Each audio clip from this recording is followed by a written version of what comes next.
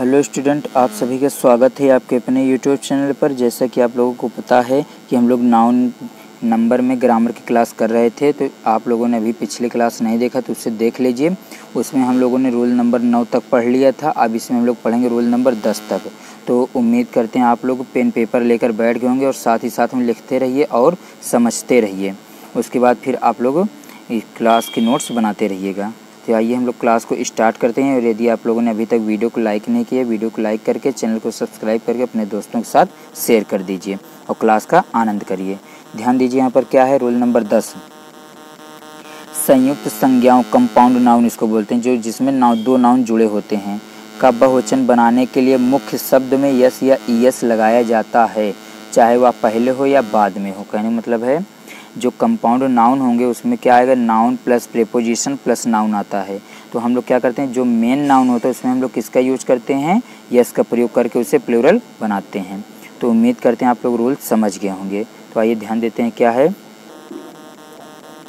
जैसे father in law, father in law का क्या हो जाएगा, इसमें मेन शब्द क्या है, इसमें मेन शब्द है फादर।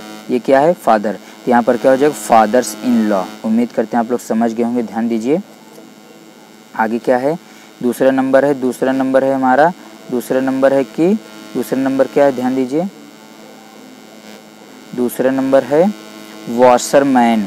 वॉशरमैन है तो इसका क्या हो जाएगा, यहाँ पर ध्यान दीजिए, इसका हो जाएगा वॉशरमैन।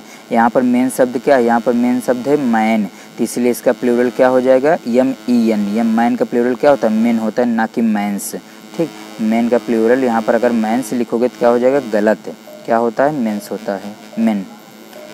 आइए ध्यान देते हैं नेक्स्ट क्या है, स्टेप्सन। स्टेप्सन लिखा हुआ है ना, स्टेप्सन, सौतेला पुत्र। इसमें मेन शब्द क्या है, सन, मतलब पुत्र। तो इसमें हम लोग किसका यूज कर देंगे, यस का यूज कर देंगे, प्लूरल बन जाएगा। ठीक, किसका यूज कर देंगे, बन जाएगा। आगे देखो, फिर उसके बाद क्या नेक्स्ट है, उसके बाद नेक्स्ट है स्टेप मदर। स्टेप मदर का प्लूरल फॉर्म क्या बन जाएगा, स्टेप मदर प्लूरल बन जाएगा स्टेप मदर्स। मतलब क्या, स्टेप मदर्स। यहाँ पर ये मदर्स जो लिखा हुआ है ये हमारा मेन नाउन है, इसलिए यस का प्रयोग कहाँ पर हुआ है, मदर्स में यूज हुआ है। तो उम्मीद करते हैं आप लोग रूल नंबर 10 समझ गए होंगे। तो आइए हम लोग लिखते हैं रूल नंबर 11 के बारे में। तो आप लोग क्या लिखेंगे, रूल नंबर 11। रूल नंबर 11 क्या, हेडिंग बनाइए और लिखिए रूल नंबर 11। संक्षिप्त शब्द का बहुवचन बनाने के लिए एपोस्ट्रोफी एस का प्रयोग किया जाता है। संक्षिप्त मतलब शॉर्ट फॉर्म, क्या बोलते हैं आप लोग, शॉर्ट फॉर्म। जैसे क्या है, एमए, एमए हो गया, एमए का क्या हो जाएगा, एमएस हो जाएगा। बीए का हो गया, बीएस, एपोस्ट्रोफी एस का यूज यहाँ पर होगा। एमएलए का क्या हो जाएगा, एमएलएस हो गया। रूल नंबर 12, कुछ नाउन से सिंगुलर तथा प्लूरल में एक जैसे रहते हैं, उसमें यस या ईएस नहीं लगता है। कुछ नाउन सिंगुलर तथा प्लूरल में एक समान रहते हैं, उसमें यस या ईएस का यूज नहीं किया जाता। जैसे क्या है, डियर का डियर रहेगा, चाहे इसका यूज हम लोग सिंगुलर करें या इसका यूज प्लूरल में करें, दोनों में सेम होगा। डजन मतलब दर्जन, दोनों का सेम होगा, इसका प्लूरल बनाएंगे तो गलत हो जाएगा। शीप, दोनों का शीप होगा। 100 हो गया, 100 हो गया। फिश हो गया, फिश हो गया। और 1000, 1000 हो गया। आगे ध्यान दीजिए, रूल नंबर 13 क्या है, रूल नंबर 13 है। रूल नंबर 13 क्या है, ध्यान दीजिए, रूल नंबर 13 है हमारा, कुछ नाउन से प्राय सिंगुलर में होते हैं, उनका प्लूरल नहीं बनता है। बस आप लोग केवल पढ़ते रहिए, समझते रहिए। ये सिंगुलर होते हैं, इनका प्लूरल नहीं बनता है। क्या है, जैसे क्या हो गया, hair, money, information, furniture, advice, इसी तरीके से। क्योंकि ये सब क्या होते हैं, ये सब हमारे क्या होते हैं, अनकाउंटेबल नाउन होते हैं। क्या होते हैं, अनकाउंटेबल नाउन।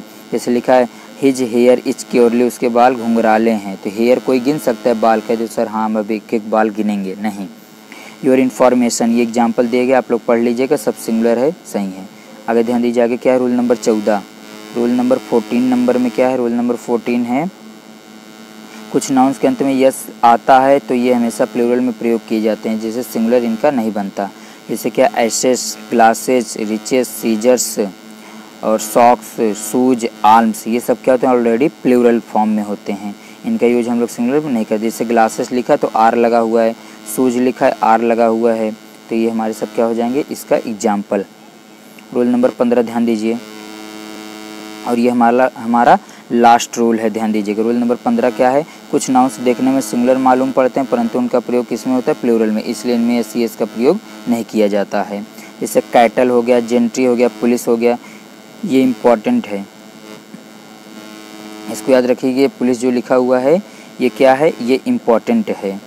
ये हमारा क्या है, ये इम्पॉर्टेंट है, इसको याद रखिएगा जरूर, बहुत इंपॉर्टेंट है। और पब्लिक भी हमारा क्या है, पब्लिक भी हमारी क्या है, इम्पॉर्टेंट है। ये सब ऑलरेडी प्लूरल फॉर्म में होते हैं, इनका सिंगुलर नहीं बनता है। उम्मीद करते हैं आप लोग समझ गए होंगे। इन सबको लिख लीजिएगा एग्जाम्पल में, ऑलरेडी प्लूरल यूज किए जाते हैं। एग्जाम्पल यहाँ लिखा है, कैटल है, आर है, चिल्ड्रन है, आर है, सही है ना। तो आइए हम लोग नेक्स्ट इसके बाद देखते हैं अगला कॉन्सेप्ट कौन सा है। उम्मीद करते हैं आप लोगों ने यहाँ तक लिख लिया होगा। आप लोग चाहें तो इसका स्क्रीनशॉट लेकर लिख सकते हैं, ध्यान दीजिए। फिर देखते हैं नेक्स्ट क्लास में।